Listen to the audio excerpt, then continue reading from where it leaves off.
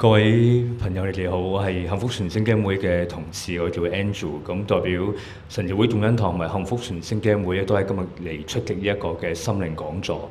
咁呢個講座其實我哋籌備時間好短，係因為我哋知道9月開學啦。咁我亦都知道開學咧對一般嘅老師或者一啲嘅學童，可能佢哋都有一種嘅心理嘅壓力，或者甚至作為家長，咁點樣幫助孩子預備開學呢？咁一般我哋小朋友開學就好簡單，買書包、買一啲嘅校服就可以。但係我諗去到呢幾年裏邊，我哋唔單止係一啲外表嘅心理準備，咁心靈嘅準備都幾緊要。咁所以我哋特別安排咗延續3次嘅一個嘅講座。咁今日呢個講座我哋係特別俾一啲父母。到底點樣去呢一個嘅幫孩子成為一個心靈嘅避風港呢？咁而今日我哋一個講座呢，我哋完咗之後咧，特別安排咗2位嘅輔導員。咁我有一個心靈聆聽區，我知道有時好多嘅家庭發生嘅事唔方便同一啲嘅好熟嘅朋友分享，咁或者家人，你話我真係遇到咁嘅場景，我孩子係咁嘅情況，會可能去傷害自己，或者可能有一啲比較嚴峻嘅，可能唔想放棄自己嘅狀況，應該點樣去應對呢？咁所以完咗之後，你唔好客氣，我哋可以喺走廊嗰邊咧有啲房間嘅，我哋可以傾下偈咁嘅樣。咁另外我哋都有個幸福專線2152-707，亦係一個預約嘅熱線，你可以隨時揾我哋咁嘅樣。咁我都會有少預告啦。咁因為我哋有3次嘅，咁今次係一個家長嘅講座，下一次咧下個拜日咧，咁就有一個緊急嘅情況，就話如果真係遇到孩子都係有個輕生嘅情況，到底成個嘅社區資源、政府嘅結構裏邊應該點樣可以幫到呢班嘅學童呢？咁所以好感恩，我哋揾到一班嘅警察談判組其中一位成員，佢會分享翻到點樣應對呢個情況，去到開學啦。咁我相信可能會喺孩子裏邊會有啲特別嘅特徵，有啲狀況，所以喺10月份我哋有精神科醫生會講翻到底喺治療方面點樣幫到呢啲嘅學童咁樣，好嘛？咁我就唔阻大家，我將時間交俾 Rachel， 佢係我哋嘅幸福傳聲基金會嘅顧問啦，亦都係家庭動力嘅創辦人，我將時間交俾 Rachel。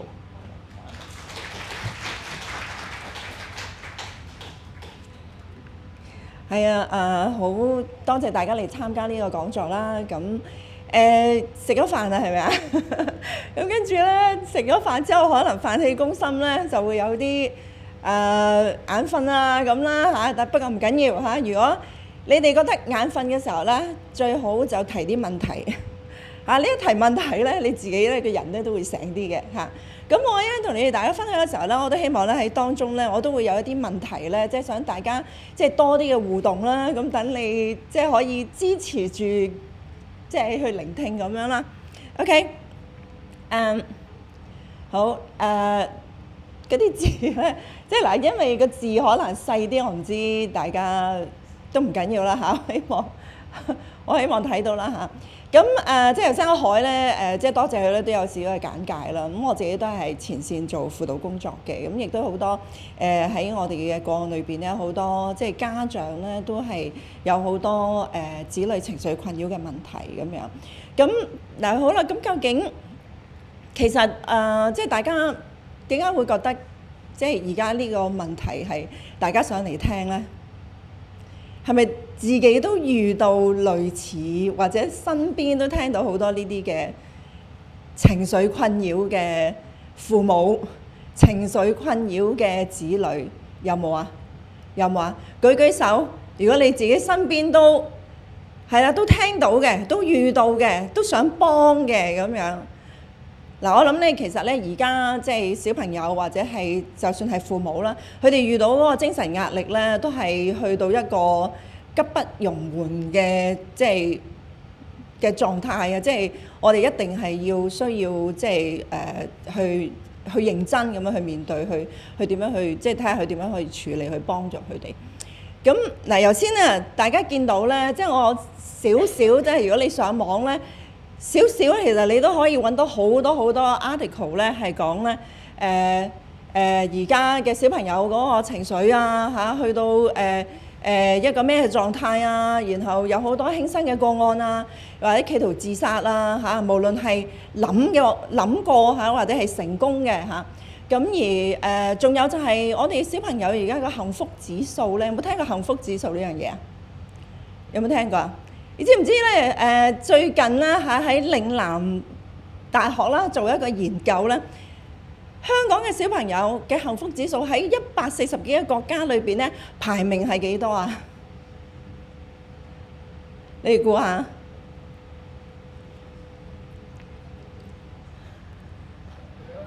嚇？10幾啊？高啲，高啲，不過係倒數，排名第3，倒數。即係個幸福指數、幸福感啊，係倒數第3嚇。所以可想而知咧，其實即係香港嘅小朋友，其實佢哋心裏邊咧點樣感覺佢哋自己個生活，咁點樣感覺佢哋嘅家庭同埋佢哋嘅學校咧係點樣咧？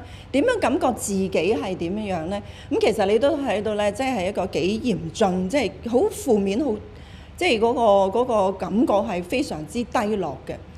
咁而喺嗰個嶺南嘅研究嗰度咧，咁其實你睇到咧，佢哋嗰個嘅所謂喺佢哋所剔嘅嗰啲項目裏邊咧，佢哋感到最低嘅，即係係佢哋覺得時間，即係課餘時間運用同埋獲得成人聆聽咧，呢2個分咧都係好低嘅嚇。咁其實我哋嘅小朋友究竟有冇課餘嘅時間？我哋小朋友有冇課餘時間㗎？你覺得有冇啊？大聲啲，有係嘛？有嘅係嘛？但係佢哋嘅課餘時間嚟做咩㗎？課餘嘅時間嚟做咩啊？補習喎。咁如果課餘嘅時間用咗嚟補習，咁你點樣界定咩叫課餘時間啊？嚇？其實課餘時間都攞嚟補習，咁其實即係算唔算得有課餘時間咧嚇？其實對於細路仔嚟講咧，我相信佢哋真係唔覺得自己咧係有課餘時間嚇。咁當如果一個人係條橡筋扯到咁行，由朝7點幾起身，返學放學都要補，即係返完學放學都要補習，到禮拜日、禮拜六、禮拜日啦，又要點啊？要學嘢啊！嗱，我曾經都有個家長咧，我個仔仔讀小學1年班，啱啱升上1年班嘅時候，咁大家都喺站頭咧，就即係接佢哋放學啦嚇，嗰啲校巴係咯。咁有我媽媽咧，我先即係先至知道，哦，原來佢個仔同我個仔係同一班嘅咁樣。咁佢媽媽咧好 proud 咁樣話俾我聽，我個仔啊，嗰啲學嘢啊，放學咧我一陣間咧就會帶佢去邊度學啲乜嘢㗎啦。然後咧，爹哋咧就會咧學完呢樣嘢咧，爹哋即刻架車咧就會車佢去學跟住嗰樣嘢。咁仲有咧1個星期7日都冚唪安排得好好嘅。佢話揼冚，哇！我聽完之後拗晒頭，我死啦！咁我咪係一個好唔盡責嘅媽咪嚇，完全我都冇安排啲乜嘢俾佢喎咁。咁但係我個仔嘅時候，好耐之前啦嚇，嗰個風氣都唔係咁嚴重嘅嚇。但係我諗到而家咧，其實咧呢個係即係有過之而無不及啊嚇，即係學課餘嘅嘢。咁但係究竟一條橡筋拉到咁行會點樣樣咧嚇？咁我哋一陣睇下咧，究竟個腦咧會發生咩事嚇？當如果連課餘時間都冇嘅話嚇，都要學嘢嘅話，其實咧即係對一個細路仔嚟講，究竟會產生啲乜嘢嘅問題咧？咁樣樣嗱，喺呢個嶺南嘅研究裏邊咧，大學研究裏邊咧，佢哋話咧，其實兒童缺乏呢個時間係即係佢哋冇一個係自主運用時間嘅機會啦。而加上佢哋日常嘅生活咧，亦都係好多好多嘅壓力，要學好多好多嘅嘢。咁樣會減低佢哋對自己即係生活嘅滿意度嚇。咁亦都影響佢哋嘅心靈嘅。咁另外咧就係另一位嘅權威人士啦嚇，佢哋都講到咧，兒童嘅生活如果係好冇質素嚇嘅時候咧嚇，又缺乏同仔女去即係冇一啲輕鬆嘅時間咧。其實咧都會好影響佢哋嘅，咁所以其實佢需要咩？佢哋需要同父母係多啲溝通，同埋咧佢哋需要一啲輕鬆嘅時間，以平衡佢哋嘅日常嘅生活嗰種好緊密嘅節奏，好繁忙嘅節奏。咁仲有咧喺學校啊、社區啊，我哋都需要咧多啲咧一啲嘅設施或者一啲嘅即係一啲嘅活動咧，係令到佢哋咧可以咧係輕鬆下自己嚇。嗱，我唔知大家有冇即係話而家啲小朋友咧，個個都知道佢哋好忙噶啦嚇，個個都覺得啊，佢哋其實啲生活都幾辛苦噶嚇。咁但係佢哋有冇向你哋求助咧？即係當中如果你係父母或者你哋係即係都係照顧一啲小朋友嘅，有冇聽過小朋友求助啊？冇啊！真係冇求助？點解冇求助嘅？咁辛苦都唔求助，點解啊？因為佢哋唔辛苦啊！喺你哋嘅即係喺你哋觀察裏邊辛唔辛苦啊？其實佢哋辛苦啊，但係點解佢哋你唔見到佢哋有求助？點解？即係自己裏邊嘅需要或者自己嘅聲音咧，都唔識得表達出嚟，所以有好多細路哥咧就幾被動咧，嚟到係父母安排乜，佢就去做。聽唔聽到啊？大家後邊聽唔聽到啊？就係細路仔咧，佢哋就自己裏邊心裏邊嘅，就算係覺得唔舒服、唔開心，但係都唔識得講出嚟。大家認唔認同啊？大家係咪都覺得小朋友係咁嘅情況啊？係。其實咧，我哋天生出嚟咧，其實我哋有冇求助嘅本能㗎？你點認為佢哋有求助嘅本能啊？我見到一個小朋友上啲嘢學，有隻佢瞓咗一陣，佢瞓咗，係中意冇興趣，係呢個咪叫求助，即係佢係冇求助咯。嗱，非常之好啊！其實有時佢求助，佢唔會係講得好清楚俾你聽，話我好唔開心啊！我覺得咧好難受啊！上完8堂，我仲要放學，仲要學中英數啊！我仲要學咩STEM 啊！我仲要咧學電腦啊！或者我仲要學有好多係可能係音樂啊！又或者係演講啊！而家咧即係五花八門嗰啲咁嘅興趣班咧，佢覺得好辛苦啊！但係佢哋未必係咁樣講嘅，但係佢哋會點啊？佢哋用咩方式啊？就好似你識講，用身體語言啊！你觀察到咩身體語言啊？瞓咗喺度啦，伏喺張台度啦，仲有咧，瞓唔着覺啦，仲有咧，喊啦，冇胃口啦，仲有咧，發敏疹啦，發脾氣啦，樣樣同你作對啦。係咪？你講東佢講西，你叫佢行，佢就瞓喺度啦嚇。嗱，呢啲冚唪唥嘅身體語言咧，其實都係我哋小朋友求救嘅信號。佢未必講得好清楚，但係如果我哋唔去讀懂佢呢啲嘅求助嘅語言咧，整整下會點啊？你想像整整下會點啊？係越嚟越撇，連求呢啲身體嘅求助信息都唔再發出嚟啦。所有嘢咧收埋，或者你估佢收埋咁，跟住佢點樣處理咧？自己傷害自己，因為佢內心嘅痛苦，我哋其實嘅出路唔係好多嘅啫。一係你揾人去傾訴，係咪啊？然後你講咗出嚟，然後有人去明白嘅話，人哋會聽你講嘅時候，呢一種嘅苦惱，呢一種嘅傷心，或者呢一種嘅憤怒、困擾、冚唪唥呢啲咁嘅情緒咧，當講咗出嚟嘅時候咧，我哋就已經減半啦。但係好多時候我哋講唔到出嚟嘅時候咧，嗰種痛苦消唔消解得到咧？消解唔到。冇人去明白，冇人去聆聽嘅時候，消解唔到嘅時候，就唯有自己去解決咯。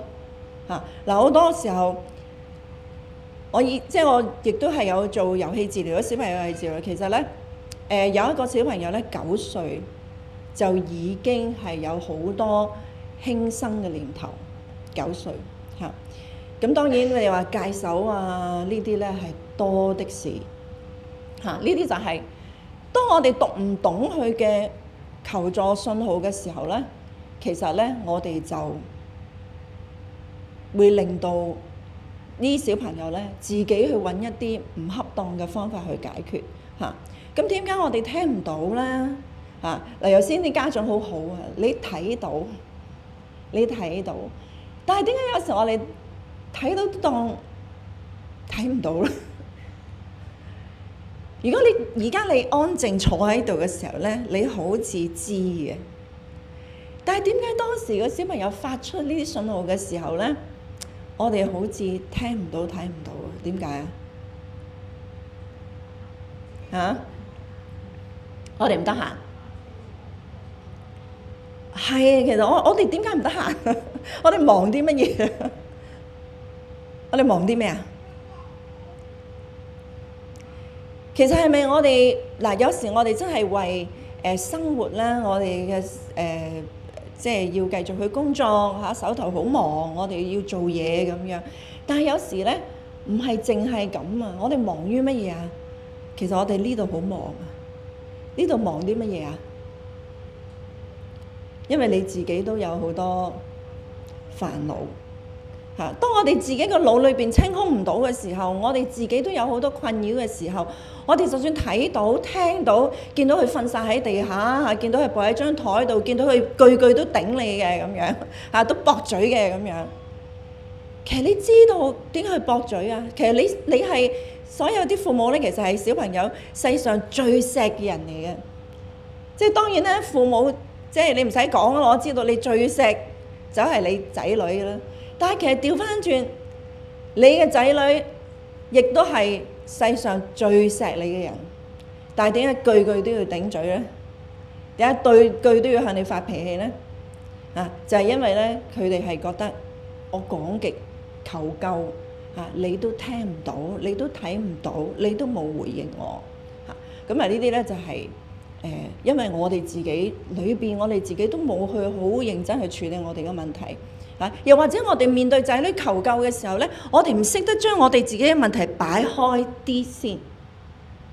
仲有好多時候咧，就係我哋以為仔女發啲求救信號咧，可能佢瞓地下啊，可能咧佢唔肯去上音樂班嚇，可能或者係佢唔肯即係溫書嚇，就嚟下個禮拜就測驗啦、考試啦，佢都唔去做。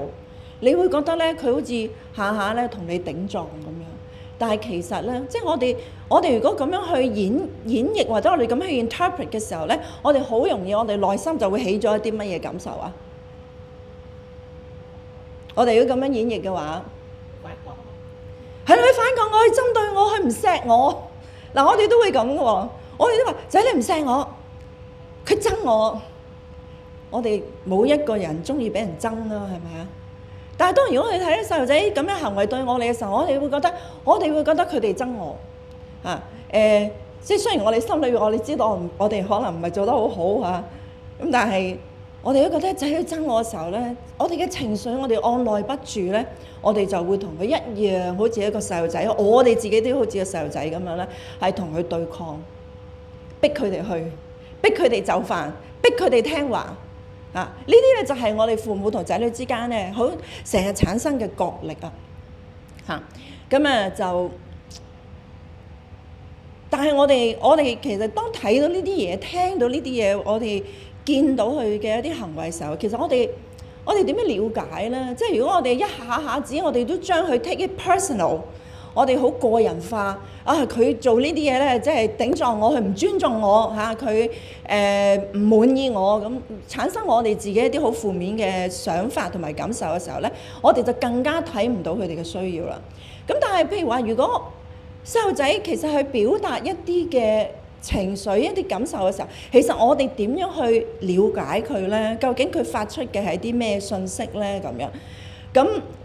嗱，其實有冇即係話小朋友其實驚嘅時候，佢會點樣去用咩形式去話俾你聽啊？如果驚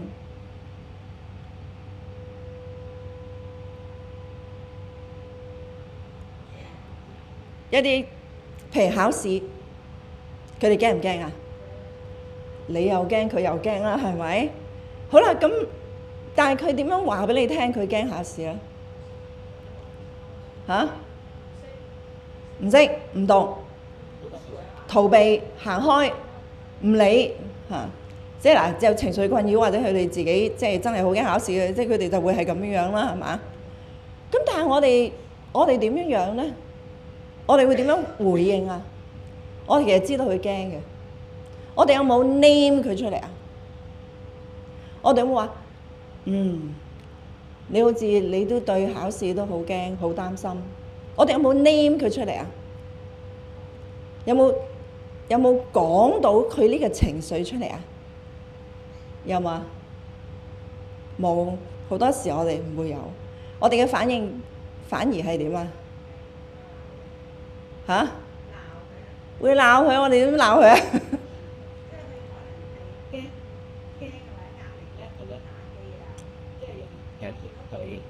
係啊，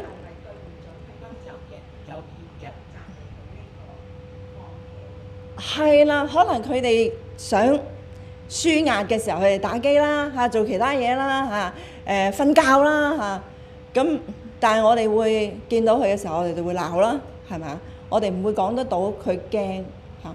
但係你知唔知咧？小朋友，如果我哋能夠 name 到佢咧，我哋有一句説話 name it to tame it 啊，即係話你講得到佢個情緒出嚟嘅話咧，其實佢個內心咧就會喺嗰個困擾裏邊咧，佢會減低嘅，佢會減低嘅。而佢亦都會因為你能夠 name 到講到嗰個情緒出嚟嘅話咧，佢知道咧你明白緊佢而家個心理嘅狀況係乜嘢嘅話咧，其實佢就會點啊？佢就會覺得有人唔明白我嘅時候咧，其實個心都會冷靜落嚟嚇，都會咧喺個困擾嗰度咧嚟到係即係安靜啊嚇，變咗佢能夠會同你去講啦嚇。咁所以咧，其實我哋見到一啲即係害怕嘅情緒或者佢逃避，其實我哋需要接納佢。你咪好擔心考試啊？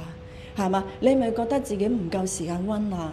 你係咪覺得呢啲嘢咧係你都唔係好明，唔係好知啊咁？嗱，我哋好多時咧，我哋會話：嘿，我講咗有咩用啊？我都幫唔到佢。嗱，但係唔係喎？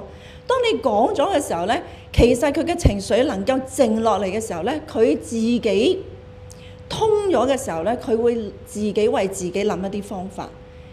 有時即係嗰個嘅方法係咪一定要你提供嘅咧？絕對唔係。絕對唔係。如果你能夠係明白到佢嘅情緒，讓佢喺個腦裏邊啊嗰啲發下嘅信息，嗰啲嘅警號咧，能夠靜止落嚟嘅話咧，其實佢個腦嗰啲回路咧就會通啲嘅啦。佢自己可以諗下佢我讀邊啲先咧？或者如果我真係唔夠時間嘅，我可以點樣去安排我溫習嘅先後咧？或者邊啲重要咧？即係所以。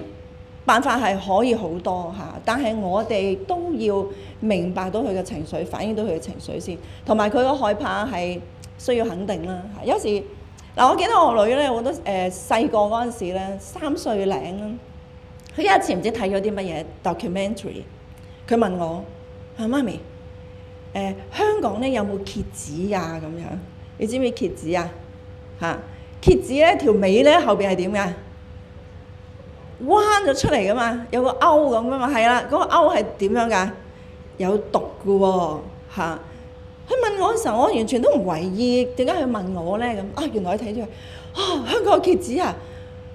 佢原來睇到個 documentary 咧，就係有個細路仔咧，俾蠍子啄到之後咧，成隻腳即係腫晒啦嚇，然後行唔到啦嚇，咁即係個畫面都有啲得人驚咁樣啦。咁我答咗話，我諗有啩，咁啊慘啦！跟住咧，佢係完全唔敢落地下，完全咧唔敢自己行嚇。咁但係我點樣解決咧？咁冇辦法啦嚇。咁然後跟住原來話俾我聽有呢件咁嘅事。咁於是咧，其實嗰種肯定或者嗰種接納咧，就係乜嘢咧？唔係鬧佢傻啦，我哋住咁高，點會有蠍子啊？唔係咁嘅，而係佢嘅驚係需要被接納、理解、肯定嘅。咁於是我就你好驚啊！咁我抱你啦，我抱你唔使落地下行啦，咁由廳抱入房，由房又抱翻去出廳，整下咧，哇唔得喎，咁樣搞唔掂喎，咁於是咧就係同佢諗啲遊戲嘅辦法。我話嗱，你坐喺有碌嘅書台凳嗰度咁我哋咧就喺上面咧即係推你啦，咁將呢個驚嘅嘢咧變成一個遊戲咁樣咧，然後好快咧個小朋友咧就慢慢覺得。呢種驚咧，其實咧對佢嚟講咧，都係原來即係可以消解嘅嚇。當我哋去真係認真去對待、認真去聆聽，然後同佢好似一個遊戲咁去玩嘅時候咧，其實佢嗰個情緒就會會消失㗎啦，比較快去消失嚇。咁呢個就係我哋去即係可以用一啲輕鬆嘅方法嚟到去處理，但係都係要處理，都係要接受，都係要聆聽，係明白嘅。好啦，傷心啦嚇，傷心係點樣咧？傷心就係我哋需要去安慰佢啦，去關心佢啦嚇。我記得我仔細個讀高小嘅時候咧，佢啱啱轉咗一間學校，咁咧但係咧因為咧佢好中意講嘢佢講嘢會得罪人，咁喺個校車裏邊咧，佢咧就喺度天文地理喺度咧認叻咁喺度咧就講好多嘅嘢。咁但係咧喺個校巴裏邊咧有一個高年班，即係高佢2級嘅小朋友咧，好唔抵得佢。於是咧佢就去 bully 我個仔。咁佢點樣咧？即係趁我仔仔瞓咗覺，即係喺個校車搖下啲細路仔好容易瞓着覺啊嘛。佢咧就偷咗佢個水樽咁然後咧就攝咗喺即係嗰個校車到校嘅時候，攝咗喺個校車嘅車轆嗰度。咁當我仔咧好急揾唔到醒咗之後，咁仲有咧就係喺課室咧，逢親我仔經過佢個課室咧，佢就會恐嚇佢，係你睇住揾人打你嘅咁樣我仔咧跟住咧就發噩夢，發咗3個月咁但係咧我唔知即係佢呢種恐懼呢種俾人哋即係 bully 裏邊有好多羞恥好傷心好恐懼嘅情緒，好混雜好多，然後令到佢發噩夢。咁但係我都慢慢我先知道咧，即係其實有時就係好似我同我個仔講好多嘢嘅，平日都因為佢中意講嘢嘛我都會俾佢講嘢。但係有時佢遇到呢啲嘅困難咧，佢唔容易話俾你聽嘅。但係當我問佢點解成日放學嘅時候咧，耷低個頭嘅咧即係好似好唔開心咁樣咧。有時我哋要靠我哋嘅觀察咧，嚟到係去介入，去問多少少。咁然後跟住個仔慢慢咧，先至講到出嚟咧。原來有一個高佢2年班嘅同學，高大佢，然後有好多手下嘅，好多馬仔嘅然後咧跟蹤住佢嘅，係特登喺後邊咧嚇佢嘅。咁咧，所以咧，我仔就即係慢慢講得出嚟。然後我點安慰佢？我喺度聆聽佢。你有時咧，我哋安慰我哋唔知用咩言辭喎，係嘛？冇人話我哋咧係一個安慰嘅能手嚟嘅喎。我哋唔識得去安慰，唔識得用咩詞彙令到佢即刻可以嗰種傷心恐懼羞恥感可以降低。但係好多時候我哋就係陪伴佢，用我哋溫柔嘅聲線啦，用我哋堅定嘅眼神啦，或者我哋甚至搭住佢個膊頭啦令到佢咧，佢講到佢好難受或者佢好驚嘅時候咧我哋會點頭啦，我哋會話原來佢咁樣原來佢講啲咁嘅嘢咁樣。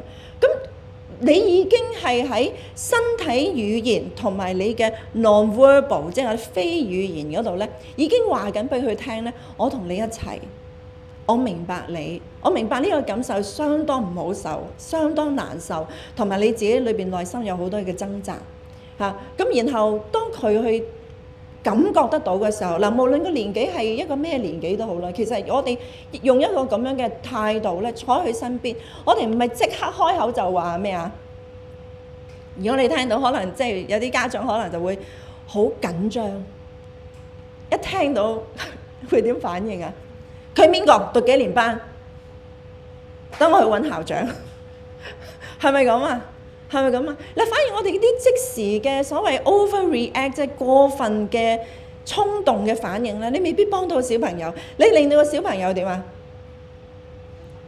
更加驚哇！我唔想你驚動全世界，係咪？有驚動班主任，然後話埋俾校長聽，然後跟住，其實個小朋友會好驚，就覺得話，即係仗住有大人或者乜嘢咁樣，其實佢哋唔想嘅嚇。咁但係我哋如果能夠用一個溫柔，係一個冷靜，係一個聆聽，係一個陪伴嚇，係一個好即係好專注嚟到係聆聽佢嘅時候咧，其實佢已經覺得係已經好得到一個安慰，係得到一個關懷，得到一個被了解。其實佢哋嗰個情緒已經係因此而得到咧係安靜。然後之後咧，我先至同佢去處理個問題嚇。然後佢係點㗎嚇？咁我仔話佢成日俾人罰㗎嚇。咁開始慢慢知道咧呢個小朋友嘅背景，然後知道呢個小朋友嘅背景之後咧，其實我就睇點樣同阿仔去拆呢件事。我都有問㗎，嗰陣時我唔係好叻㗎咋，我淨係話咁使唔使我話俾班主任聽？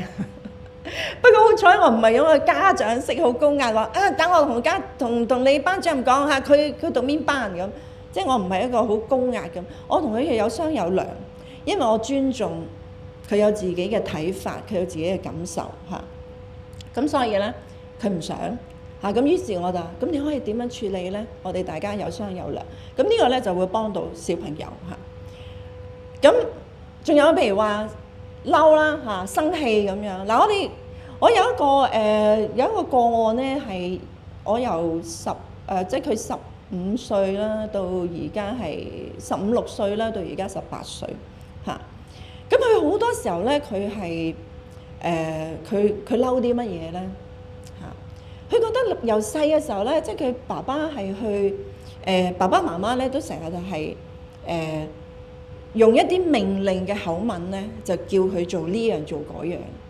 但係佢由8歲、9歲、10歲，去到而家14歲、15歲、16歲，佢覺得佢爸爸對佢嘅口吻咧，完全冇改變過。有時我哋做家長係點樣咧？我哋真係我哋唔為意我哋嘅子女長大緊嘅喎。喺我哋嘅意識裏邊咧，喺我哋嘅印象裏邊咧，佢永遠都係一個細路仔。然後咧，你就會覺得咧，我以前點樣叫佢做嘢咧，而家我都一樣係咁樣叫佢。咁所以咧，呢個年青人啦嚇，佢覺得係我冇被尊重啦嚇，我淨係接 order 啦啊。然後佢已經覺得我有冇選擇啊？冇選擇。我可唔可以你叫我做呢樣嘢嘅時候，我可唔可以喺一啲我選擇覺得係我適合嘅時間去做咧？唔得嚇，佢會覺得話，即係父母覺得話，我一叫你，你以前即刻做嘅，點解而家我叫你，你唔即刻做？因為好多家長唔明白，其實當個小朋友大下嘅時候，其實佢哋自己有自己嘅 agenda 喎，佢哋自己有自己嗰個時間表喎，佢哋想有自己嘅規劃。就好似頭先嶺南大學裏邊講緊嘅嘢，就係話，其實小朋友對自己自主啊，即係課餘啊嚇自主嘅時間咧，佢哋冇掌控權啊。如果一個人冇掌控權嘅時候，佢覺唔覺得自己長大咧？唔覺得。嚇！當細個嘅時候，佢對自己能唔能夠掌控一啲嘢咧？佢可能個要求冇咁高嘅。但係當佢進入青春期嘅時候咧，其實佢就會個腦自然就會有一個對要掌控自己時間、掌控自己空間嚇、掌控自己所做啲乜嘢嘅嗰種嘅需求。呢個唔係佢哋特登同你對抗，而係個腦嘅發展嘅步驟。唔係佢哋有時唔係佢哋嘅即係好有意識咁啊！但係我哋個腦嘅發展就係咁，因為如果我哋唔經過呢個階段嘅話咧，其實佢哋係進入唔到一個成人嘅世界嘅。因為進入成人世界，好多決定係要點啊？係要自己做。但係當10幾歲嘅時候，好多父母脫離唔到佢兒童嗰種嘅互動嘅模式，到10幾歲都仲用緊同一個兒童嘅互動嘅模式咧，令到個小朋友係進入唔到嗰個成人嘅世界，係唔敢為自己去做決定。咁嘅時候咧，其實就會產生好多嘅問題嚇。頭先好似仲有一 ，sorry 嚇。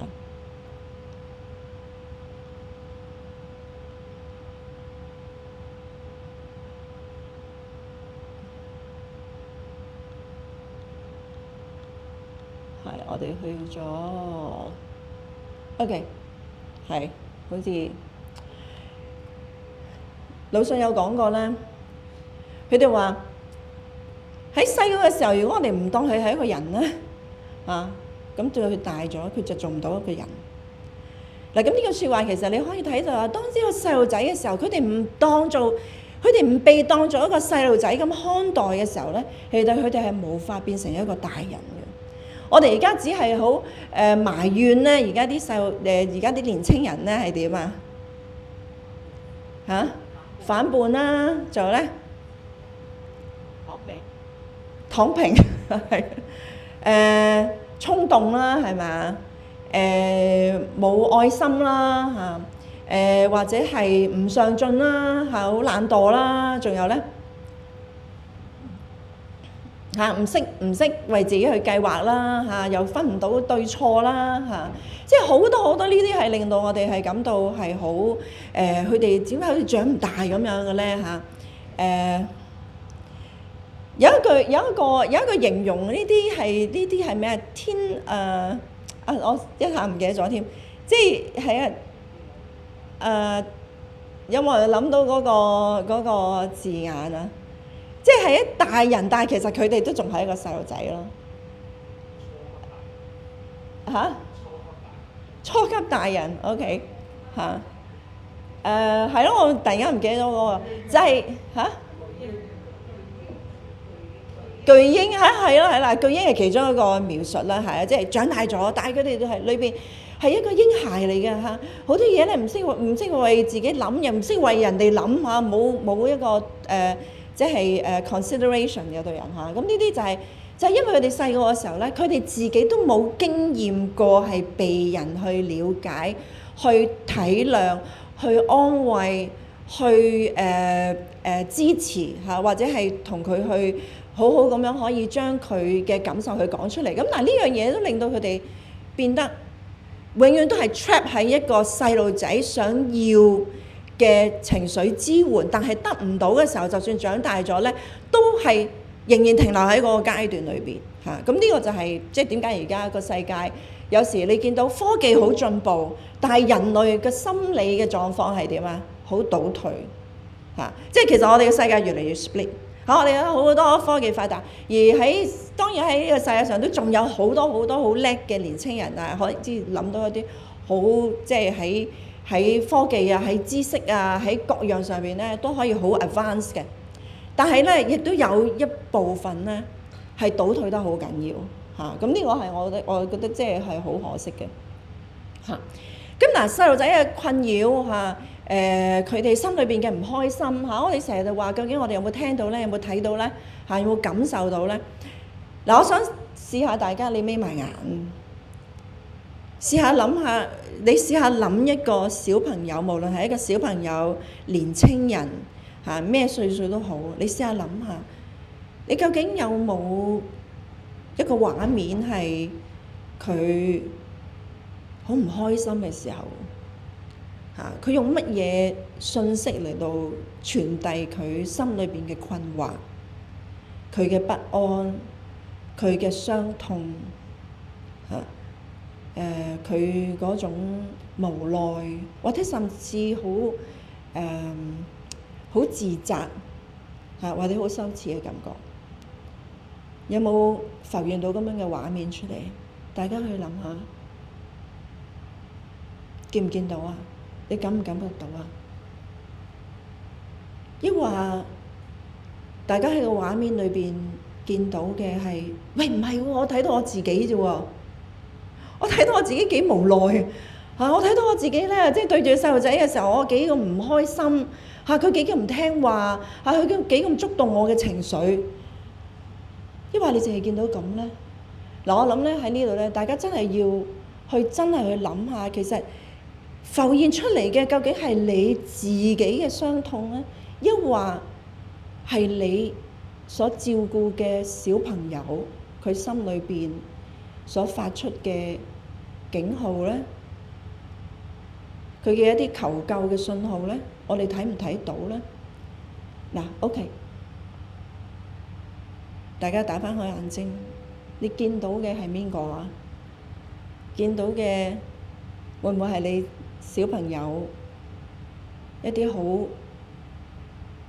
可能係好 dramatize 嘅，即係可能係發好大脾氣嚇，跟住咧係失晒控嘅場面。OK， 但係你見到咁嘅場面，但係你感唔感受到佢裏邊內心係經歷緊啲乜嘢咧？抑或你只係睇到你自己咧？你俾你自己嘅無奈啊嚇點樣能夠幫到細路去考啲好嘅成績啊，入到好嘅學校啊，上到好嘅大學啊？你俾呢啲嘅焦慮，俾呢啲嘅恐懼係困擾住你自己，令到你嘅畫面淨係見到呢一啲嘅畫面，而睇唔到小朋友嘅內心嗰個情緒嘅掙扎咧。會唔會我哋嘅視覺淨係一味擔心將來，但係睇唔到當下個小朋友究竟經歷緊啲乜嘢，發生緊啲乜嘢呢？我哋有冇喺當下佢適切最需要嘅時候，我哋伸出援手去幫佢呢？我哋可唔可以抌低我哋自己腦裏邊嘅嗰一紮唔能夠解決嘅嘢放埋一邊先，然後個小朋友最重要嘅，你係佢最重要嘅他人，你去幫佢，去舒緩咗佢內心嘅恐懼、不安嚇，甚至係羞恥嚇，甚至係好退縮嚇呢啲咁樣嘅狀況咧。嗱，呢度有個媽媽咧嚇，喺好多年前啊，其實喺國內嘅嚇，呢個係特級嘅老師嚇。國內咧嗰個學童嘅競爭係仲更加點啊？仲更加緊要嚇。咁佢非常之叻啊！呢個母親嚇，佢自己係一個老師啦，然後佢個小朋友咧係一路名列前茅，甚至去到攞獎學金咧出國留學嘅。但係突然間，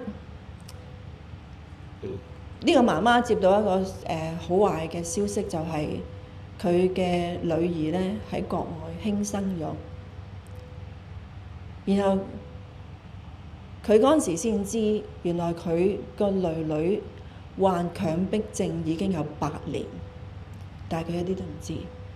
佢俾小朋友嘅嗰種不斷努力不懈去爭取好成績啊，甚至咧係去到攞獎學金嚇咁叻去外國去求學。但係原來好多小朋友去做到咁叻係為咗邊個啊？為咗父母，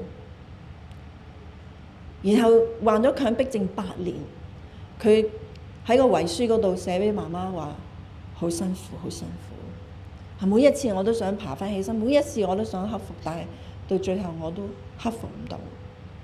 咁呢個媽媽喺佢呢個女死即係個死訊之後啦佢第一日翻學，佢反思翻自己嗰個教育。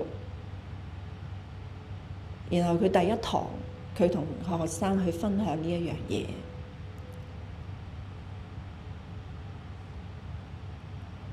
最近啦呢個真係好令人傷心我都真係有時都唔想睇返呢個新聞，即係有好多問號喺度媽媽係一個醫務社工啦咁但係都唔能夠救返自己，即係但係有時我哋唔能夠。即係唔能夠去怪，即係因為我哋去到一啲咁切身嘅關係咧，好多時候我哋有好多盲點，我哋都睇唔到嘅咁所以我哋真係要去懂得係 sensitive 一啲去求助呢個另外一位咧一位中學生、初中嘅學生輕生，咁其實佢係一路都覺得自己好叻嘅，但係當所有好叻嘅人去晒一啲好出名嘅學校嘅時候咧。其實佢對自己個自我概念完全崩潰，佢以為一路自己好叻，原來一去到啲所有同學都係咁叻嘅時候咧，原來佢覺得自己係 nothing。原來我即係冇人話俾我聽，如果一個競爭嘅世界係咁恐怖咁去處理唔到，即係處理唔到究竟我自己係邊個咧咁樣當我哋進入 teenagers 呢個年青即係呢個青年期嘅時候咧，我哋有好多呢啲咁嘅問題，但係當佢揾唔到出路，然後跟住自己嘅形象完全喺呢個學校裏邊破滅嘅時候咧又冇人去承托佢嘅時候咧，其實佢唔知點樣去自處咁呢位社工好好啦，佢覺得需要而家我哋係需要反思個教育，無論係學校嘅教育、家庭嘅教育，我哋應該點樣去諗呢件事呢？我哋係咪淨係培養一啲高分但係 EQ 低、能力低嘅學生呢？咁樣嚇。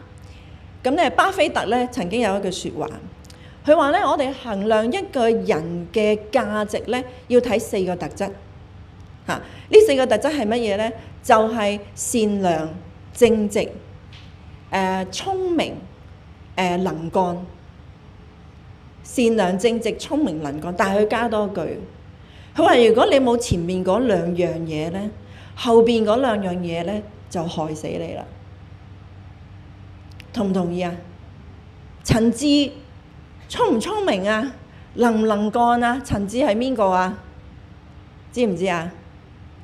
電信集團詐騙集團個首腦啊，俾人拉咗啦而家嚇！你睇下佢即係佢做幾多非法勾當啊？有幾多係即係一啲拐賣人口嘅嘢啊？係咪？佢係咪好聰明、好有才幹啊？但係佢冇前邊嗰2樣嘢，就係害死好多人嚇。所以我哋要好諗，就算而家嗰個嘅即係我哋嘅教育制度係我哋所有催谷嘅嘢，我哋趨之若鶩嘅嘢就係高分啊，考到一個名校啊，然後入到大學一啲好令人羨慕嘅學科啊。但係其實我哋係冇諗到咧點樣去建立一個人嚇，我哋真係需要好多去反思呢樣嘢嚇。咁我哋而家嘅細路其實究竟處喺一個乜嘢嘅狀態裏邊咧？我哋淨係睇分數啦，我哋然後父母好忙碌啦，父母亦都覺得話忙碌，我揾多啲錢，等你學多啲嘢啫喎，係嘛？我等你樣樣都有一啲即係一啲資源嚇，等你可以去到好嘅學校嚇，將來咧出嚟咧嚇，你可以揾到食啊嘛。OK， 但係我哋睇唔到其實嗰個腦啊，嗰個腦喺一個小朋友細個嘅時候，其實佢嗰個腦袋嘅發育咧，其實唔係靠成績去健康起嚟嘅，個腦係靠咩啊？個腦嘅營養喺邊度嚟啊？個腦嘅營養當然你食嘢要有營養啦，係咪？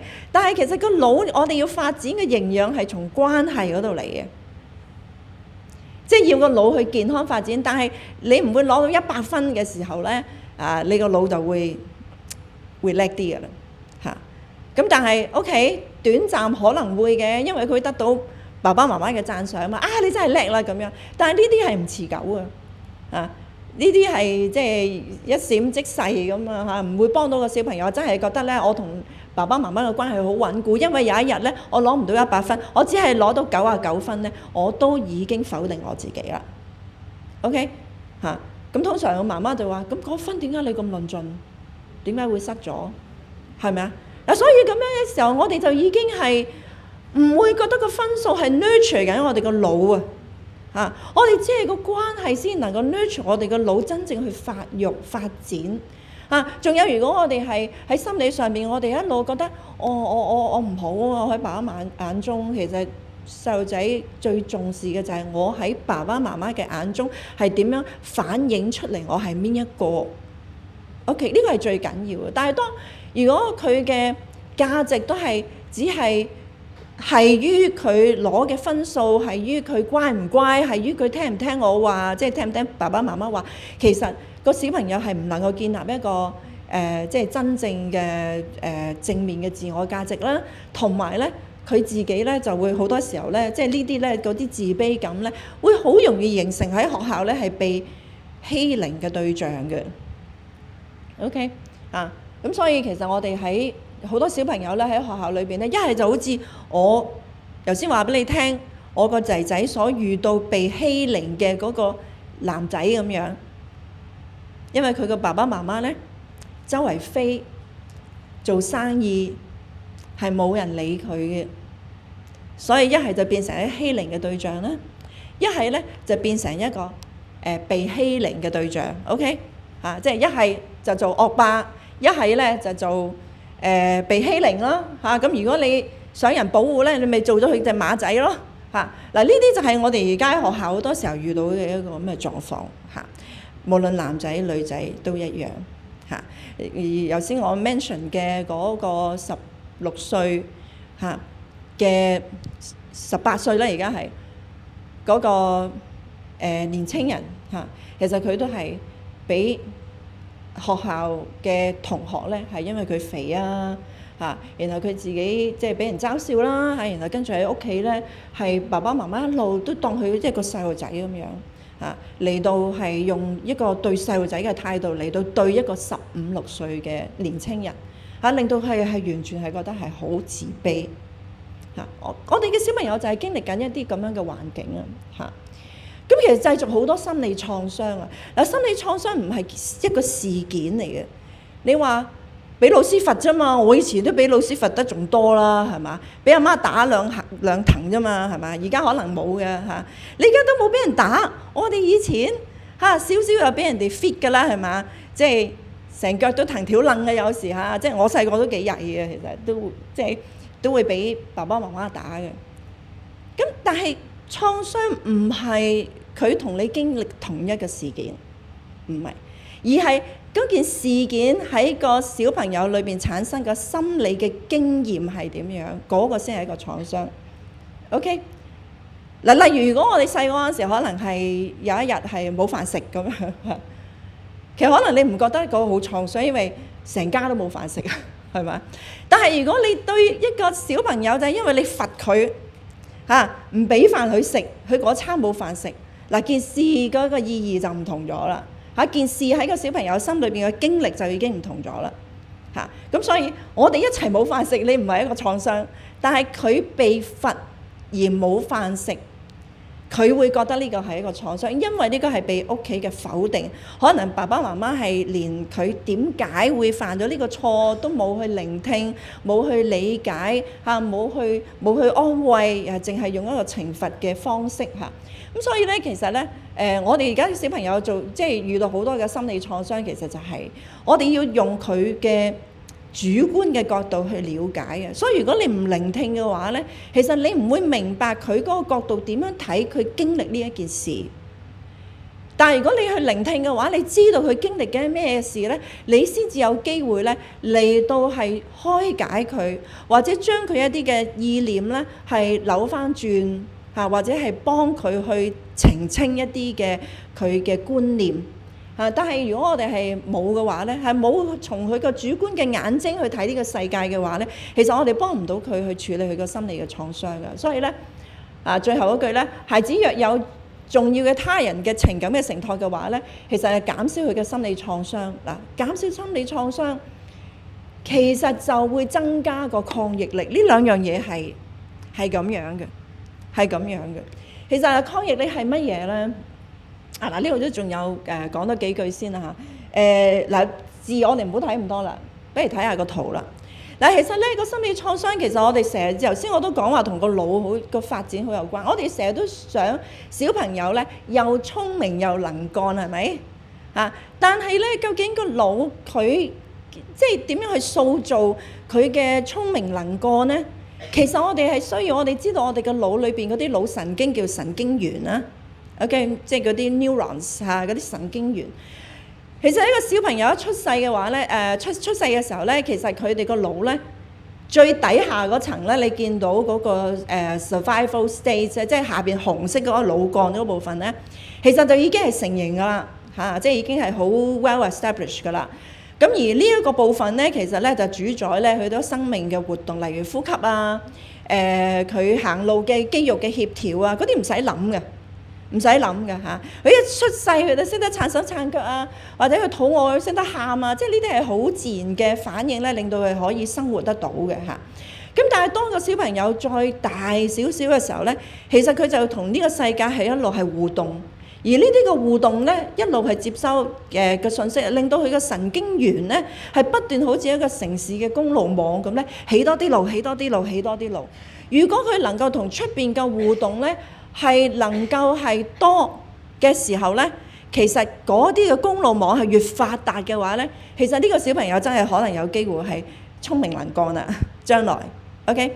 但係如果要佢有前面嗰兩樣嘢咧，有善良正直呢兩樣嘢咧，佢一定要對自己係同埋佢嘅世界同呢個世界互動咧，佢能夠有一個正面嘅觀感先。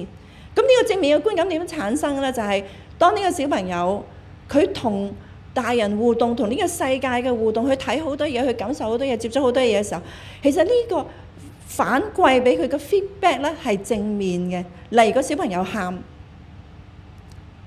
咁點樣得到正面嘅回饋啊？佢點樣先覺得呢個世界係好啊？然後產生一種善良啊？要點啊？你劈佢喺度，得啦，等佢喊啦，喊半個鐘就會收聲㗎啦。咁佢點樣睇呢個世界啊？呢個世界好冷漠啊，係咪啊？好即係好殘忍啊嚇！即係我咁唔舒服。佢雖然佢冇 verbal 嚇，佢冇呢啲言辭啊嚇，但係佢會感受到個世界好冷漠嚇。咁佢製造唔到善良嘅喎，係嘛？但係如果佢係有好多嘅互動嚇，我哋抱起佢嚇，我哋知道佢唔舒服嚇，係咪濕咗片啊？係咪肚餓啊？係咪有啲乜嘢唔舒服啊？或者凍啊嚇？你攬住佢啊，佢開始咧呢個回路，即係呢啲神經元咧，佢嘅發展就會係多，同埋咧係向正面嗰方面去發展嚇。但係如果你抌低佢嚇，有啲人係咁講啊，唔好抱咁多。即係我諗可能我媽媽嘅年代會係咁樣嘅嚇，唔好抱咁多嚇。但係咧，你會製造佢講唔到，但係佢感受到個世界係一個觀念已經種咗入去㗎啦。咁所以咧，好難係令到呢個小朋友咧係感到善良嘅個世界。OK， 好啦，咁然後嗱呢個就係情感，即係藍色嗰個部分啦嚇。好啦，咁但係綠色啊嚇，同埋即係灰白色嗰部分咧，其實佢都喺度 develop 緊嘅。但係咧，佢嘅 development 咧係靠佢藍色嗰度咧，究竟俾自己一個咩觀念嘅？即係佢可以係 problem solve， 即係佢可以係解難好多嘅嘢，佢可以係諗方法去解決。但係如果佢嘅情感嗰個腦咧，如果係接收嘅或者去發展嘅擴散嘅係一啲負面嘅 connection 咧，其實個腦諗埋嘅就係啲乜嘢啊？諗埋嘅咪就係一啲唔好嘅，或者只係好自私嘅一啲解決生活問題嘅方法咯嚇。嗱，咁呢啲就係即係我哋好似話，即係巴菲特如果講，我哋要一個善良正直、聰明能幹嘅小朋友咧，其實我哋係需要先建立佢嘅情感嘅需要，而如果呢個亦都係個腦部咧，係一個最能夠讓個腦咧係真正發揮嘅一個正確嘅方法啦嚇咁樣。咁所以但係而家我哋跳過晒。我哋嘅教育咧係跳過晒呢啲嘢嚇，而父母都跳過咗呢啲嘢，因為父母唔知道原來個情感個餵養咧係同個腦嘅發展係咁重要嘅。所以點解我哋係淨係有高分低能啊或者係巨嬰啊，即係呢啲咁樣嘅大人出現啦 ？OK。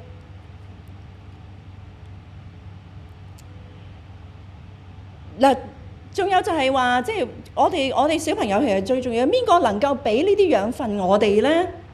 其實就係靠嗰啲我哋喺生命初期接觸嘅人啊。咁生命初期接觸嘅人咧，就係父母同老師啦。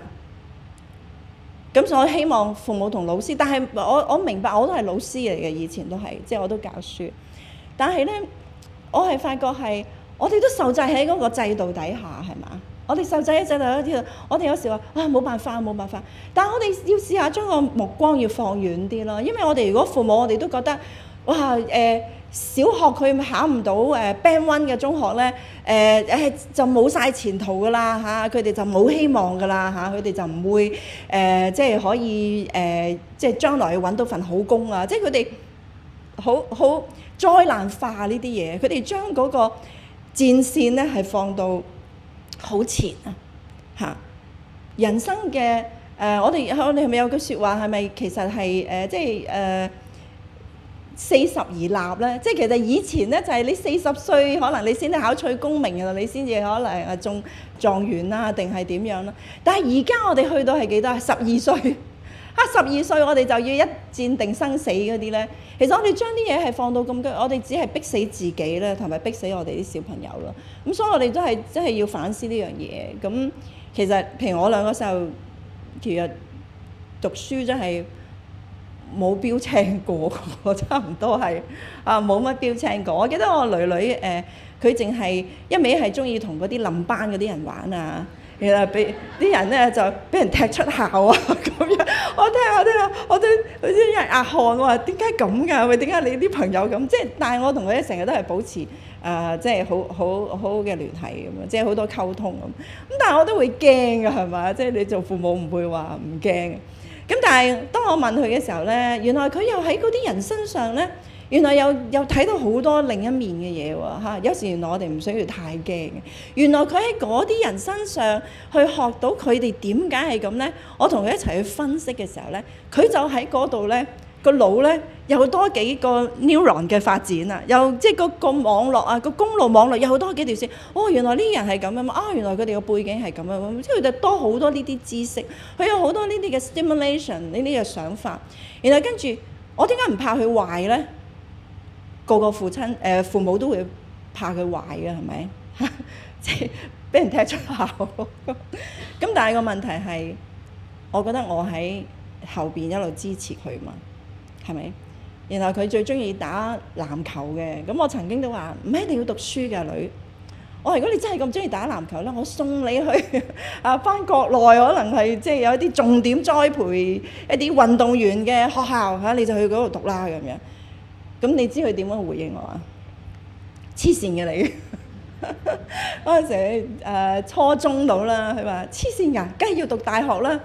佢自己講，即係反而你放開心情，你能夠睇到佢嘅潛質喺邊度，你睇到佢嘅興趣喺邊度，你係支持佢嘅時候咧，其實佢自己就會決定佢想點㗎啦。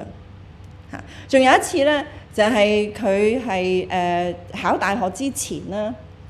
咁咧佢就怪我係點解嗰次係科大嘅科大嘅開放日咧，即係介紹到學科咁好多考大學入學試嗰啲咧，咁個個都要去睇下噶嘛，係咪？佢話我唔提佢，我話你咁大個，呢啲唔係你自己決定嘅。佢話佢最近先話翻俾我聽，佢最近先話翻俾我聽話。你嗰陣時咁樣答我咧，好震撼啊！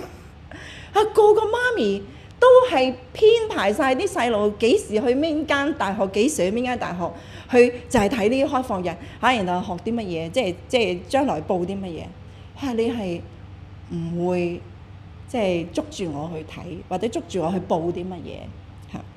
咁我話係啊，我話喺你情感嘅需要，喺你感受上面。我一定喺你身邊，但係喺呢啲處理事情嗰啲咧，其實你大個，你要自己去決定，就係咁樣嚇。所以即係同阿仔同阿女，其實我哋而家好多佢唔使做頂尖嘅人嚇，唔使考啲好叻嘅大學，但係我覺得做到個人就最緊要啦，係嘛？因為做到個人係最緊要嚇。咁所以其實信心同埋個抗逆力就係話，如果我哋佢喺我哋嘅眼中見到佢哋自己係咁嘅話咧，其實佢哋就會相信自己咯嚇。如果佢喺父母嘅眼中見到佢哋係垂頭喪氣嘅，冇能力，我係唔得嘅，我係失敗者，甚至學校都係喺度製造好多嘅失敗嘅時候，佢哋咪會咁咯。佢哋可能會成為被 bully 嘅對象咯，又或者佢哋一反常態，既然個世界對我係咁啦，我都唔會對你友善啦咁樣，咁於是咪做大佬咯，係嘛？咁我哋見到好多呢啲情況嚇，咁但係我哋究竟係點樣令到，即係有時啲細路仔究竟佢覺得有冇被理解咧嚇？佢哋覺唔覺得係被被承托到咧嚇？佢哋個感受，佢哋覺得爸爸媽媽係咪明白咧？有時唔係你講就算嘅，唔係由你個角度去衡量嘅。你翻去問下佢，究竟佢哋感唔感覺到呢一啲，即係佢哋答呢啲問題嘅時候，佢哋俾咩答案俾你咧？你攞翻去問下佢哋嚇。你試下攞翻去問下佢哋嘅時候，可能佢哋就會俾一啲你好驚訝嘅答案俾你。嗱，呢度我唔講太多，但係個問題係個個父母都愛仔女嘅，呢個係毫無疑問嘅，係毫無疑問。但係當你啲仔女唔感覺到嘅時候，嗰個先係一個問題。因為原來我哋個腦咧，OK， 仲有幾句我想出呢個 OK， 有一句説話，即係可能細一啲嗱，我讀俾大家聽下。佢話咧我哋嗱 parents always have love for their children，OK， 佢哋呢個係一個即係唔係我講㗎嚇。咁咧 ，however, if the children don't receive the felt love, and then the brain 應該係咩啊？The brain feels 你讀俾我聽啊？點解我係啦 ？OK 係啦。The brain tells them love doesn't exist. OK。即係話個腦咧，其實原來個腦咧，我哋去設計係我哋真係要係嗰種，即係好係喺佢哋個接收，佢哋接收到先得㗎嚇。就算我哋幾愛佢哋都好啦，但係譬如話，如果我哋成日一句係我為咗你好啫，原來我哋講好多大道理咧，其實嗰啲唔會係佢哋覺得嘅愛嚟嘅。其實嗰個愛咧，好多時候咧，一定係有一啲情感、一啲感受嘅元素喺裏邊咧，嗰個先至係我哋嘅腦藍色嗰部分嘅曲嚟嘅密碼嚟嘅。即係嗰啲密碼係你要去話俾佢聽，哦，你而家係好開心喎嚇！我見到你因為點解咁開心咧？我睇到啲乜嘢啊咁？又或者你而家咧好失望喎嚇，好沮喪喎原來有啲咁嘅嘢發生，呢啲先係嗰個腦嘅成長嘅密碼嚟嘅。但係我哋好多時我哋 skip 晒呢啲嘅密碼，個腦發展唔到嚇。咁 OK 嗱，當頭先嗰啲咁多條嘅問題，如果你個小朋友係答話，我覺係啊，媽咪聆聽我㗎嚇，我嘅感受佢哋知㗎，我嘅諗法其實佢哋都明白㗎嚇，我嘅興趣或者我嘅能力喺邊度咧，佢哋都了解嘅咁樣嚇。如果佢答啲問題好多時係正面嘅話咧 ，OK， 咁你個小朋友咧，佢會有一種自信心，而呢種自信心就幫佢製造更強嘅抗逆力嚇。咁呢度咧係講緊就係。即係話，當小朋友如果係對頭先嗰啲問題，佢感到係佢答得係正面嘅話咧，其實佢哋就會有呢啲對自己呢嘅睇法嚇。個世界都係好嘅，人都係好嘅。如果我有問題，我有困難，我可以講出嚟，因為一定會有人去肯聽嚇。呢啲就係佢嘅觀念，係一點一滴喺佢細個嘅時候同父母或者老師去慢慢去形成、去建立出嚟嘅啊。咁所以咧。佢哋睇失敗咧，佢哋覺得學習嚟嘅啫嚇，今次失敗咪下次再嚟咯嚇，即係佢會有啲咁樂觀，有啲豁達啲嘅諗法嚇，唔會好似話考試派唔到一個佢哋嘅 first choice 嚇，就覺得呢個世界就要冧啦咁樣嚇。但係咧，如果頭先嗰啲問題，你發覺問到啲細路仔，其實佢哋俾啲負面嘅嗱，唔好鬧佢哋嚇，唔好鬧佢哋。呢個就係一個契機，你去問清楚，去了解清楚，其實佢哋點解會覺得冇呢？佢哋點解覺得嗰啲問題係佢哋答俾你嘅答案都係否定嘅咧？咁樣咁其實呢啲你要睇成係一個契機，令到我更加係捉住嗰個機會，我就坐喺度聽你講。OK， 但係我聽你講嘅時候咧 ，OK， 你難免你嘅情緒會點啊？你嘅情緒會點啊？會難受啊！所有嘅爹哋媽咪都中意啲仔女中意自己嘅，係嘛？即係正如個個細路都中意爹哋媽咪中意佢嘅一樣。即係我哋嗰個需要係好相似，但係我哋係大人，我哋一定要行先。即係我哋一定係我哋去一個角色係保護佢哋，係幫佢哋去成長。咁所以任何你嘅負面嘅嘢，或者你覺得承受唔到嘅咧，唔該你去揾 counselor。唔好調翻轉咧，要個小朋友咧去承擔你嘅情緒，唔好要小朋友埋你呢張單。你張單你自己搞掂。因為你嘅角色你係父母，你唔係小朋友。嗱，好多時候我哋冇咁做，即係我哋就去用小朋友去承擔、承托翻我哋唔準即係有反對意見樣樣咧，即係唔中意你都要唔好俾面口我睇咁樣。佢哋咪唔會表達咯，係咪？如果對嗰啲問題去 say no 嘅時候咧，其實我哋真係要去揸緊呢個機會咧，去聆聽去。當然我哋要諗我哋個內心係唔舒服嘅，我知道。但係我哋要 contain 呢度父母嘅困難同埋父母嘅偉大嘅地方就係你 contain 到你自己啦。其實呢個就係好父母嚟㗎，真係就算你教唔到佢好多咩偉大嘅道理你俾唔到好多資源俾佢，但係你能夠聆聽，你已經係一個偉大嘅父母嚟㗎啦。咁如果佢對嗰啲問題 no 嘅話咧，其實佢咪就有呢啲負面嘅諗法咯。冇㗎啦，冇人中意我㗎啦，笨蛋嚟嘅我唔重要啊，我都唔使生存喺呢個世界上邊嘅我消失咗都冇人知啦，咁樣咁樣。咁嗱呢度咧我哋點樣去提升？你頭先都講啦，就係即係話究竟點樣令到孩子係有被愛嘅感覺咧讓佢除咗感覺被愛，其實佢自然嗰種抗衡出邊嘅一啲唔好嘅環境失敗嘅挫折咧，嗰個能力都會高啲啊！呢個就係抗逆嚟咯。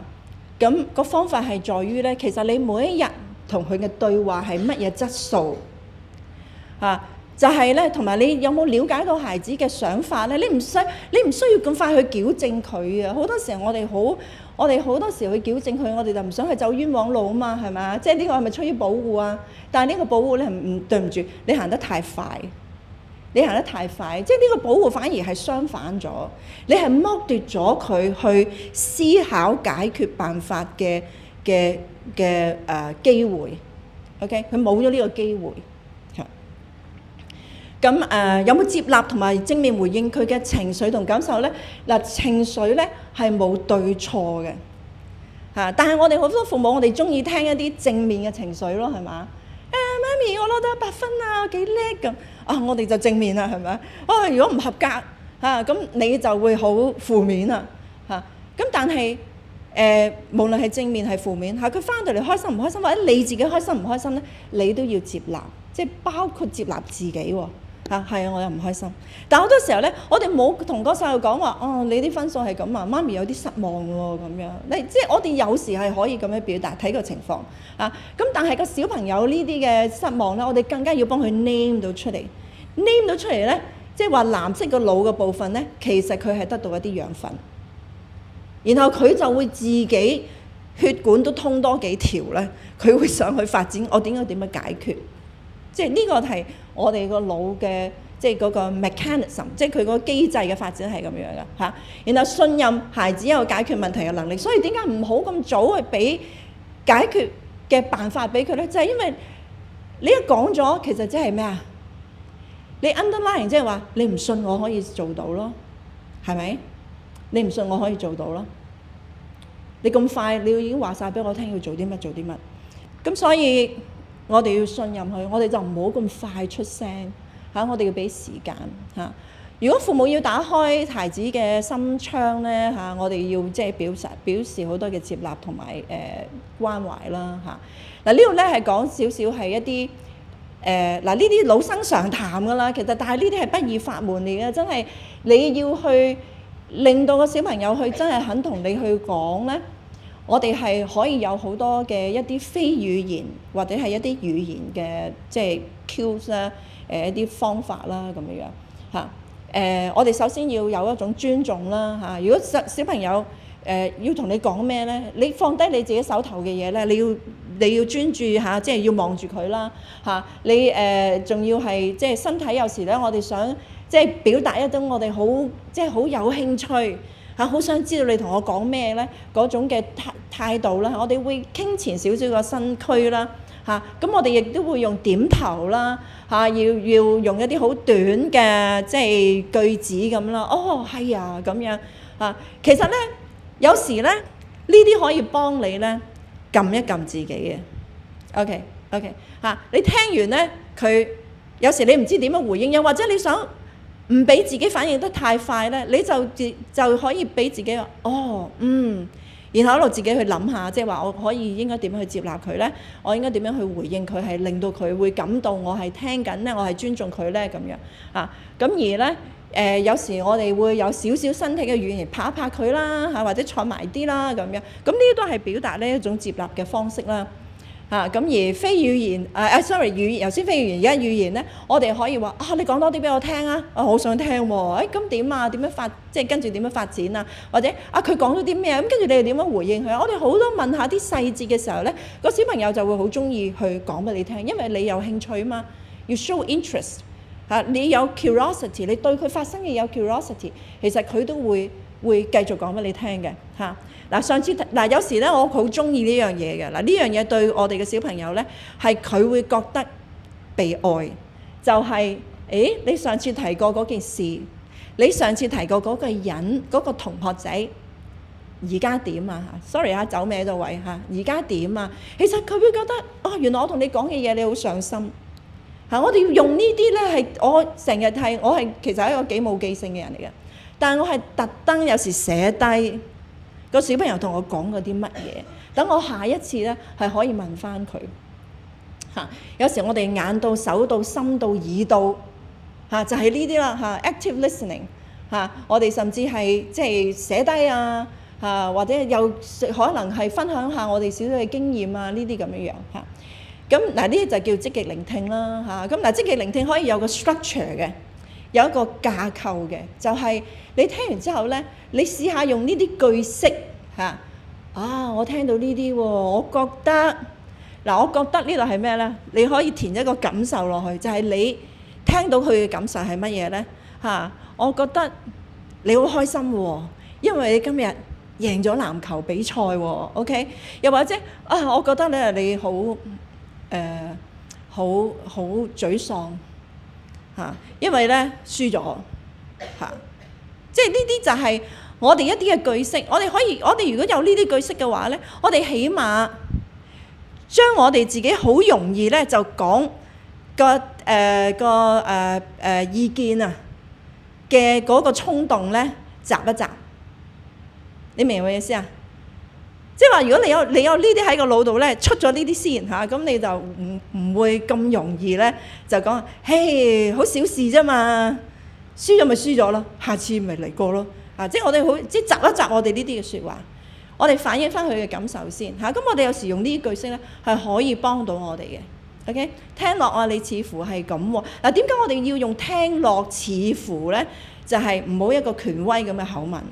唔好聽，我知道你解係咁啦，我一聽我就知㗎啦咁樣，即係我哋唔好用呢啲咁嘅方式嚇。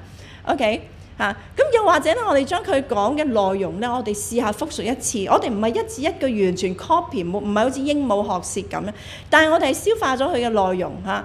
譬如我仔話啲同學成日叫我花名，又入唔到組，個個都唔中意我入去佢哋個組。咁樣你覺得被欺負喎？佢哋又叫你花名好唔尊重你喎？唔尊重你就係佢感到即係嗰個感受啦嚇。所以咧，你係唔想返學，唔想見到佢哋將佢嘅內容去複述一次，然後 cross check 下你聽得啱唔啱。如果唔啱，可能佢會話翻俾你聽嚇。咁呢啲都係。仲有我哋咧對個小朋友講嘅嘢好奇，我哋去問佢多啲嘢用啲開放式嘅問題問佢多啲嘢嚇，咁要令到佢咧係可以即係話多啲俾你聽。OK， 嗱，有一條片咧，我仲可唔可以播咧？我知道嚇。OK， 嗱，大概好似2分零鐘嘅，我想你睇一睇條片先。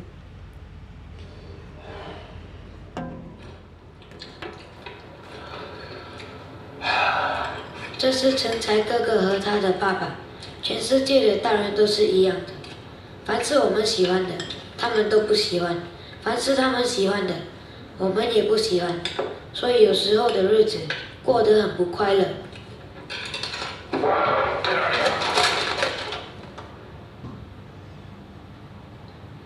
你读书不读书，整天学什么武功啊？你要变李小龙啊？他死很久了。你还跟林北 TK？ 林北当时就是以为自己很会打，才会给人家打断一条腿的。难道你还不怕死？喂，跑！你别动我东西！别动我东西！喂！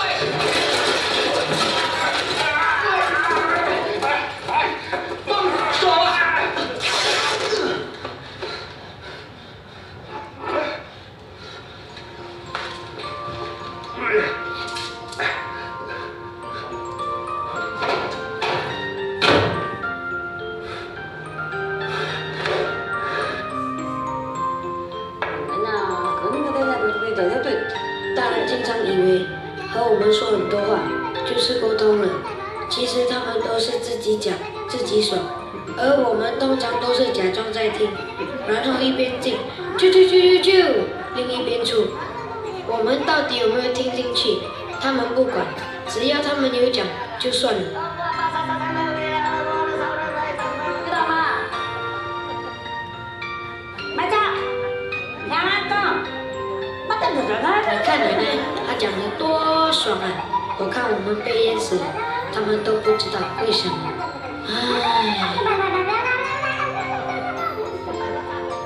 大人说了那么多话，为什么不明白多了就很难消化的道理呢？有时候我们真想把话说清楚一点。你看你还顶嘴，你话很多哦。妈妈教你是为了要你好，你还没大没小。我们用心良苦，是不想你走冤枉路。刚才我说那么多，你明白吗？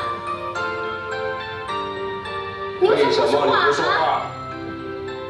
你哑巴！对呀，说什麼都要被罵，所以我們慢慢就變成啞巴了。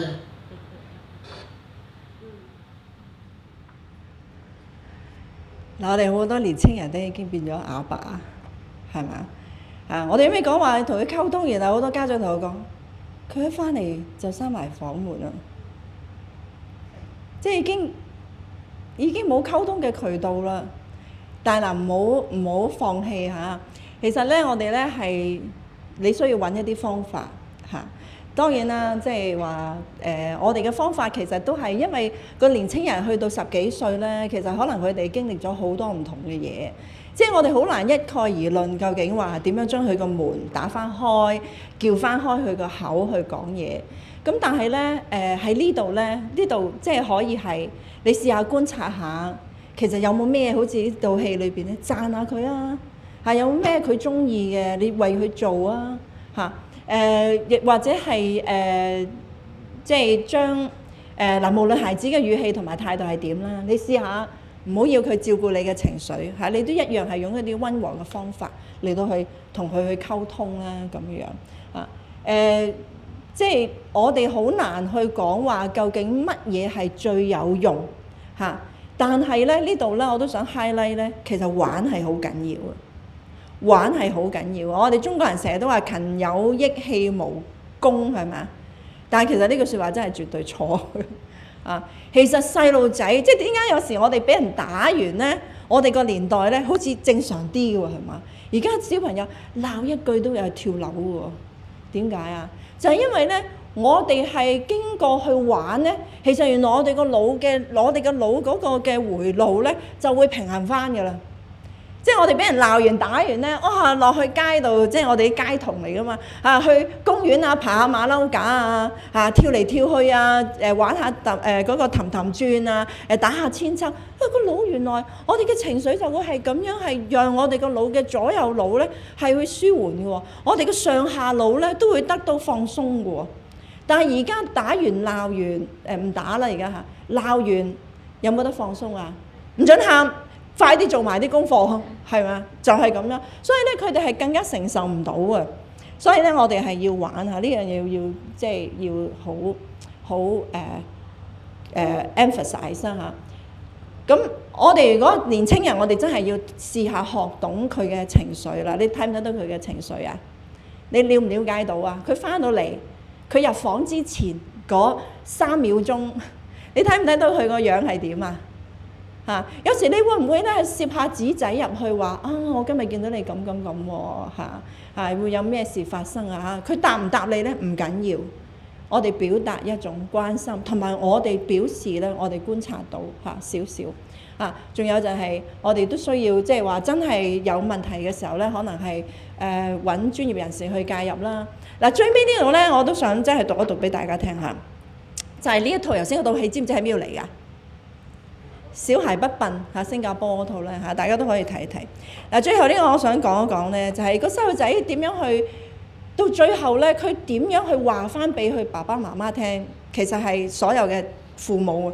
佢講咩咧？佢話記得在我們小嘅時候咧，我哋經常都喺鼓勵同埋稱讚之下，跌倒了又站起來，當時有多幸福，自己都不知道，也不知道什麼時候稱讚和鼓勵的話，在我們慢慢長大後也慢慢變了，門也慢慢關了。多鼓勵人家，多稱讚人家，多看人家的優點，其實真是那麼難嗎？其實大人和小朋友都需要獲得人家的稱讚，可是為什麼我們在稱讚別人的時候總是那麼吝嗇呢？在每個小孩裡面都有一個好小孩和一個壞孩子，一個好孩子嚇。只要喚醒他們的好孩子，他們就會把最好的拿出來。有句話說得好，資源放錯地方就是垃圾，而垃圾放對地方就是資源。原來欣賞是一股強大的推動力，而這股推動力的產生是因為你簡單的幾個字、幾句話，或是你的一個小動作、一個表情，已經改變了很多事情，也許你自己都不知道。其實我好欣賞你，我都講得出話，同我女講，你中意打波你去打波唔使上大學都得嘅，我都 OK 嘅。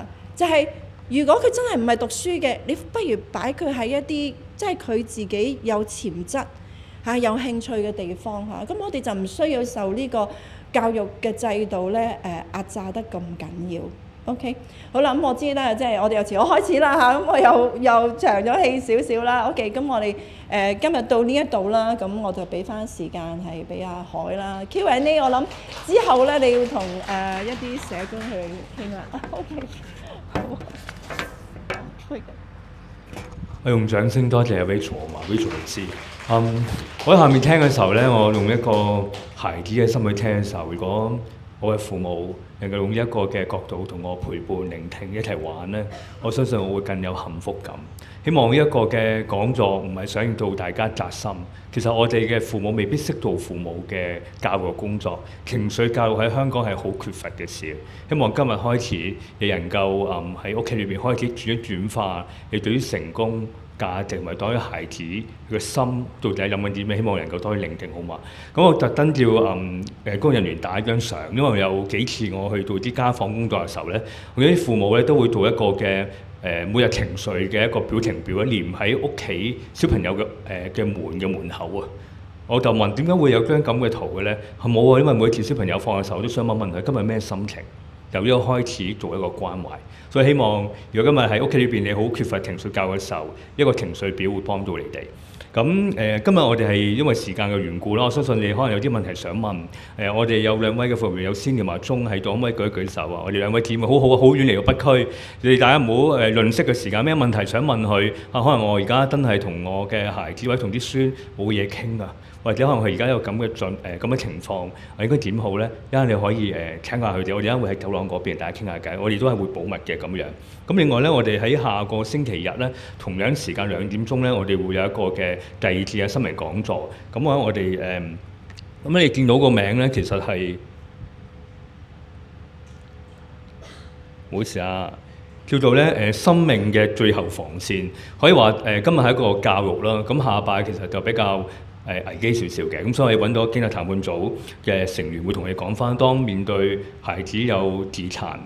甚至有遺書出現嘅時候，應該點樣應對咧？未必我哋屋企成員嘅，可能親戚或者你喺學校遇到咁情況，應該點樣應對？到底社會嘅機制點樣將佢搭去一啲醫院裏面接受治療？咁下拜會講得好清楚嘅咁樣。咁另外喺10月4號啦，咁我哋都揾精神科醫生會講翻點樣面對中學生嘅抑鬱同埋治療咁樣，好嘛？咁我哋今日都派啲情緒卡嘅，咁有需要時可攞啲情緒卡派俾有需要嘅家長，同埋後邊亦都有傳聲筒係一個 MP3 機，咁可以幫到啲有情緒困擾嘅朋友。咁代表神召會眾恩堂同埋幸福傳聲基金會都係大家。有咩問題再想請教 Rachel 嘅，咁你可以同佢傾下偈。但因為我啲 Rachel 今日都辛苦你啦，咁樣好嘛？咁再次代表大會多謝大家 ，thank you。